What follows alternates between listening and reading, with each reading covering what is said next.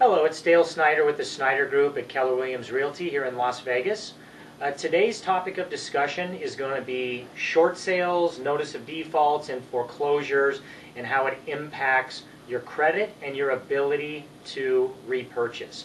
Today we have Erik Wirtner with us with VanDyk Mortgage. He's an expert on this exact topic. That's why we brought him in today. Thanks for coming in, Erik. Appreciate it. Thanks, Dale. I appreciate it. Thanks for having me this morning.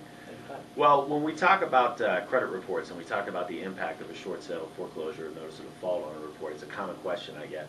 Traditionally, it starts out with a client coming to a real estate agent and stating, you know, Dale, I think maybe I'd like to short sell my home. And at that point, they may or they may not be delinquent. So let's start with a case where there is no delinquency. Now, you know the normal process that you go through in order to get the short sale approved, and sometimes it requires a few delinquencies, and less delinquencies are better than more, obviously, for future purchasing power.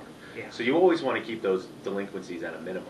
Let's say they stayed current the entire time up to the point of short sale and short sold it without any delinquencies at all. The account would be reported on the credit report as settled for less than full balance.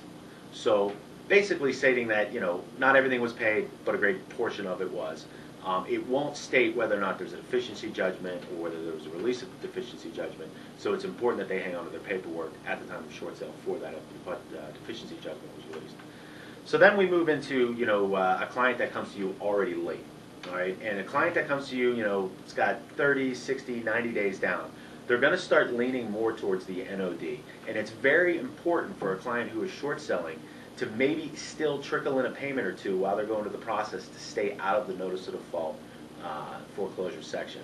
Because once that NOD is filed, it'll have much greater implications on the credit than it would if you just had a series of serious delinquencies with no NOD filed. And NOD means a lender has started the foreclosure process. You are greater than 120 days down, and they're exercising the legal option to take the property back, sell it at auction, and recoup whatever they can from the collateral.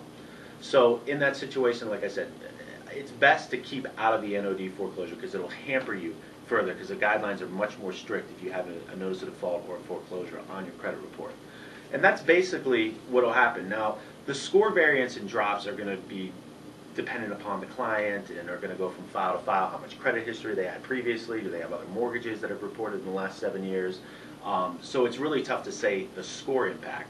But from a purchasing standpoint, which I know we're probably going to get into in another video, yeah. It's best to keep those things at a minimum. And a short sale itself isn't going to negatively impact the report as long as you haven't been late. Okay, I've got a question. Mm-hmm. I know clients are still going to ask me this. What do you think on average they're going to see for a credit hit? Just a ballpark number. I know this is a kind of a vague question to ask. Somebody that stays current and gets the short sale process, somebody that maybe only misses a few payments and the NOD isn't filed, and somebody that's severely delinquent and has a notice of default. Can you give me just a ballpark on those? Yep, I absolutely can. If you stayed current the entire time through the short sale process and at the time that the home was actually sold, you were still current on the mortgage, having the trade line labeled settled in less than full balance is not going to negatively impact you. What will is the payment history leading up to it.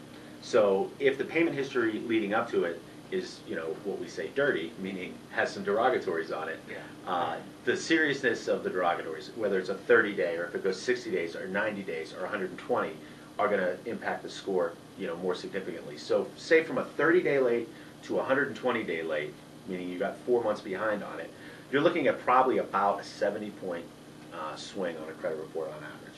Okay. Okay, sorry, I was thinking about sheep or something, jumping over the moon, but what do you, I don't know why I said that, bear with me here, but what I'm getting at is, so 30 days, 60 days, 90 days, are you saying 70 points or so for each one of those No, points? no, from beginning to end, from 30 to 120 days. Oh, down. okay, got it. So if you had a 720, you're going to, by the time you've got a 120-day late on there and a pretty decent report sitting around it, meaning other trade lines that have strengthened the report, you're going to be looking at somewhere along the lines of probably about a 650 score. And as that stays delinquent on the report prior to the short sale, your score is going to slide further and further. So one, keep the lates to a minimum. You know, two, make sure that you execute the short sale as quickly as possible, and obviously that's not up to, you know, the seller or the agent, it's up to the investor in the bank. But 3, try to maybe trickle some payments in to keep it out of the notice of default category. Okay, that makes sense. Okay, and then what about foreclosure? Can you just briefly touch on that? Well, foreclosure is the cardinal sin in lending. You know, when a client has a previous foreclosure on there, it shows that there was some sort of circumstance within or outside of their control of which they had to relinquish the home, you know, the place of which they live, back to the lender, and the lender essentially is going to have lost a serious amount of money on it. In a foreclosure, that can be very damning to the credit report, and you know, you could be looking at losing 150, 200 points in some instances when a foreclosure has been labeled and it actually goes through process. How it gets labeled on the credit report, it will state, you know, foreclosure, home and foreclosure, repoed, and then traditionally it'll be the balance will be zeroed out, meaning they basically said the account is settled once it was sold at auction. Okay, got it. Okay, all right. Well, thank you. Appreciate the info. I hope this was helpful. Once again, it's Dale Snyder with the Snyder Group here at Keller Williams Realty. We have Erik with VanDyk Mortgage. You can find him on our website at dalesnyder.net under the Info tab under Vendors. Have a fantastic day.